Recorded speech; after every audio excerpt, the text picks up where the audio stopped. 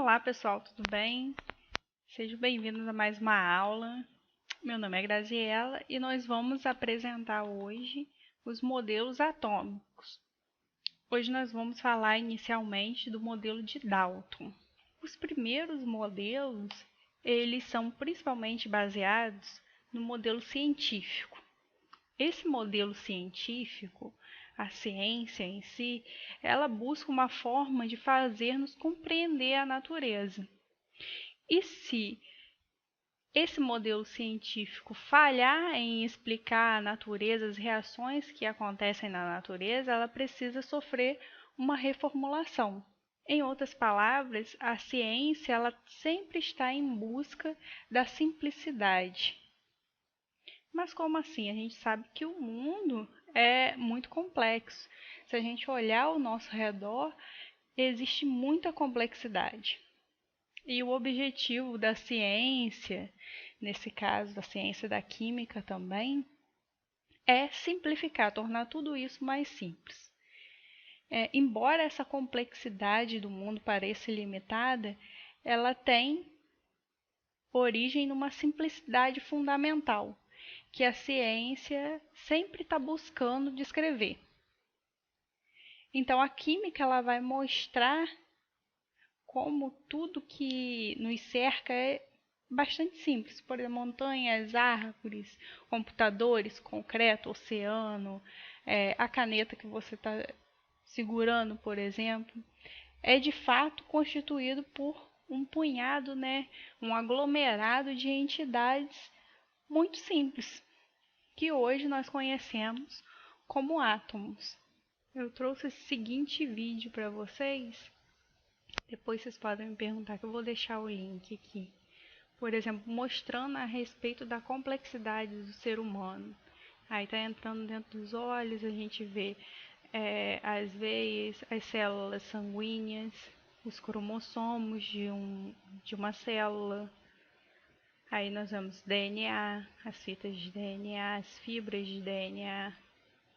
A gente indo, aproximando, fazendo uma aproximação maior, encontramos nos átomos de oxigênio, encontramos elétrons, encontramos posteriormente núcleo atômico e assim por diante. Então daí a gente tem a ideia que por mais complexos que sejamos, todos nós derivamos de unidades ou entidades simples, que no caso seriam os átomos. Esse é um vídeo bastante interessante. Os gregos, eles tinham a ideia da existência de 4 elementos. Nós temos Empedocles e Aristóteles, cada um vivendo em épocas bastante separadas, 5 a.C. e 300 a.C. Eles pensavam que haviam 4 elementos: terra, ar, fogo e água. E eles poderiam reproduzir todas as outras substâncias quando combinasse esses 4 elementos em proporções corretas. O conceito de elemento químico deles era semelhante ao nosso, porém só existiam 4 elementos. E a gente sabe que hoje em dia existe muito mais.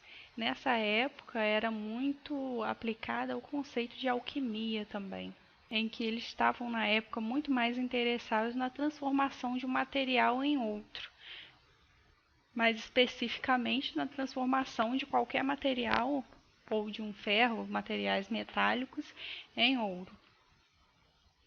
Certo? Então, essa teoria dos 4 elementos vem dizer que existem 4 elementos e desses 4 elementos se derivam todos os demais. Posteriormente, veio Demócrito e Leucipo e trouxeram a ideia de átomo. Os gregos eles se perguntavam o que aconteceria se eles dividissem a matéria em pedaços cada vez menores.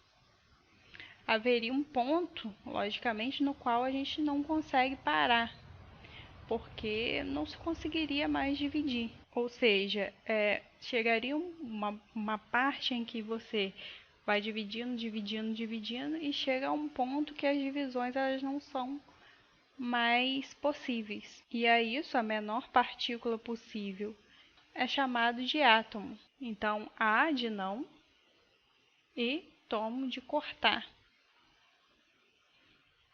O primeiro argumento científico mais convincente, né, a favor dos átomos foi apresentado em 1807 pelo professor de escola elementar e o químico inglês John Dalton. Vamos ver o John Dalton aí.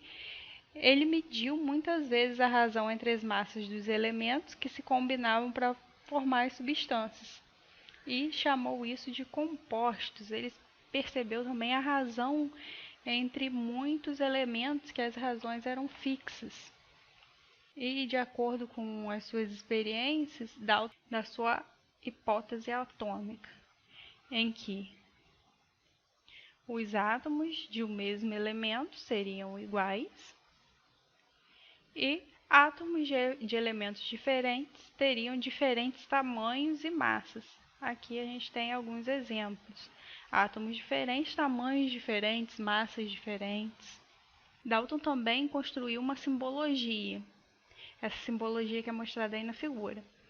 Na tentativa de catalogar os elementos e as reações químicas que advinham dos mesmos. Observem aí, por exemplo, oxigênio, diferente do carbono, né? Hidrogênio, nitrogênio, sódio, potássio, enxofre.